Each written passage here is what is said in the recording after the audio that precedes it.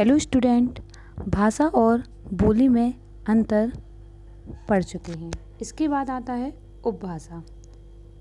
जब बोली का क्षेत्र बढ़ जाता है तो उसमें साहित्य रचना होने लगती है, तो बोली उपभाषा बन जाती है। उदाहरण ब्रज तथा अवधी हिंदी की बोलियां हैं। इसमें साहित्य की रचना हुई, अतः ये उपभाषाएं बन गईं। राजभाषा। राजभाषा क्या है? हिंदी हमारी राजभाषा है। प्रतिवर्ष हमारे देश में 14 सितंबर को हिंदी दिवस मनाया जाता है। भारत में 18 करोड़ से भी अधिक लोग हिंदी भाषा का प्रयोग करते हैं। मानक भाषा। विद्वानों व शिक्षाविदों द्वारा भाषा का मान तथा स्वीकृत रूप ही मानक भाषा कहलाता है। हिंदी भाषा का क्षेत्र बहुत व्यापक है। इसके कारण इस पर बोलियों और उपभाषाओं का प्रभाव पड़ता रहता है। ऐसी स्थिति में भाषा में वर्णों या शब्दों के एक से अधिक रूप प्रचलित हो जाते हैं, जिससे शब्द के मानक तथा शुद्ध रूप को पहचानने में कठिनाई हो जाती है। यही कारण है कि भाषा के जिस रूप को विद्वानों व शिक्षाविदों द्वारा स्वीकृत किया जाता है उसे भाषा का मानक रूप कहते हैं। जैसे नई, इसका मानक रूप है नए, मतलब लिखने में अंतर आता है। हिंदी के मानक वर्ण और वर्तनी। केंद्रीय हिंदी निदेशालय के अनुसार मानक हिंदी वर्तनी संबंधी मुख्य बिंदु इस प्रकार हैं। संयुक्त वर्ण पाई हटाकर, घुंडी को आधा कर तथा हलंत लगाकर बनाए जाते हैं, जैसे पत्ता, चिन्ह, पक्का आदि। संयुक्त क्रियाएं पृथक लिखी जाएंगी, जैसे पढ़ा करता है। अब यह पृथक लिखे जाएंगे, जैसे आपके साथ यहाँ तक। श्री, जी आदि भी अलग लिखे जाएंगे, जैसे श्री शर्मा या शर्मा जी। विभिन्न चिन्ह संज्ञा शब्दों में पृथक तथा सर्वनाम शब्दों में मिलाकर लिखे जाएंगे, जैसे संज्ञा रोहन को और सर्वनाम उसको।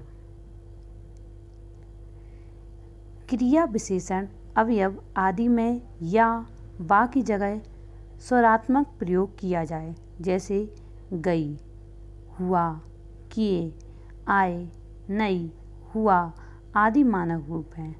जहाँ या शब्द का मूल तत्व हो वहाँ वह या ही रहेगा, जैसे स्थायी, अव्ययी भाव, दायित्व आदि में या के स्थान पर ई नहीं आएगा। संयुक्त व्यंजन के रूप में पंचमाक्षर के स्थान पर अनुस्वार आएगा। अनुस्वार व अनुनासिक दोनों चिन्ह प्रयोग में आएंगे। शिरोरेखा के ऊपर मात्रा व चंद्र बिंदु दोनों के लिए स्थान का अभाव हो जाता है, अतएव अनुस्वार लगाया जा सकता है, जैसे मैं। अन्यथा चंद्र बिंदु का प्रयोग किया जाना चाहिए। शब्द के अंत में हलंत हिंदी में लुप्त हो चुका है, जैसे पृथक, महान आदि। कुछ शब्द दोनों रूपों में मानक हैं, जैसे गर्मी, गर्दन आदि। तत्सम शब्दों में 3 व्यंजनों के संयोग की स्थिति में एक द्वित मूलक व्यंजन लुप्त हो गया है, जैसे अर्ध, तत्व।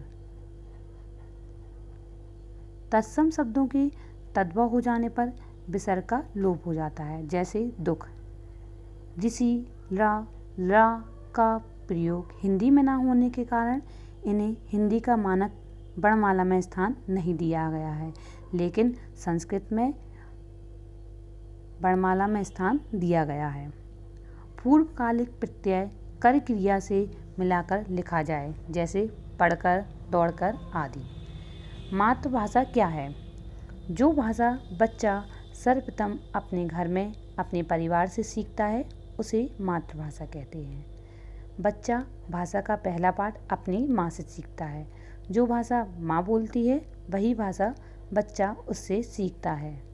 जैसे माँ पंजाबी बोलती है तो बच्चा पंजाबी सीखेगा। साहित्य। साहित्य क्या है? किसी भी भाषा में लिखित ज्ञान का संचित भंडार साहित्य कहलाता है।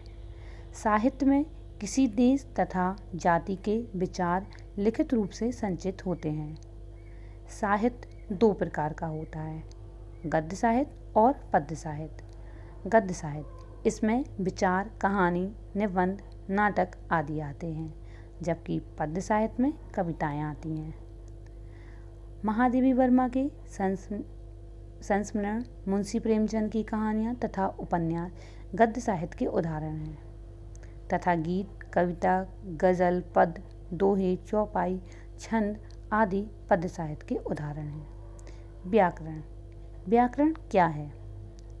व्याकरण वह शास्त्र है जो हमें किसी भाषा को शुद्ध रूप से बोलना तथा लिखना सिखाता है। भाषा के कुछ नियम होते हैं।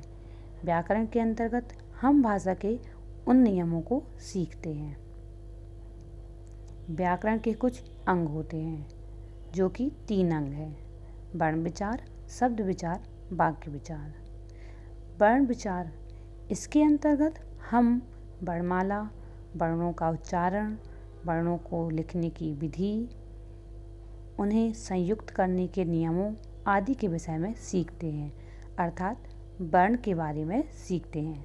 शब्द विचार, इसके अंतर्गत शब्दों की उत्पत्ति, शब्दों की रचना, शब्द निर्माण तथा शब्दभेद आते हैं, अर्थात शब्द के विषय में सीखते हैं। वाक्य विचार, इसके अंतर्गत वाक्य रचना, उसके भेद, वाक्य के प्रकार, वाक्य विग्रह तथा विराम चिन्ह आदि के बारे में विचार करते हैं, अर्थात वाक्य के बारे में सीखते हैं।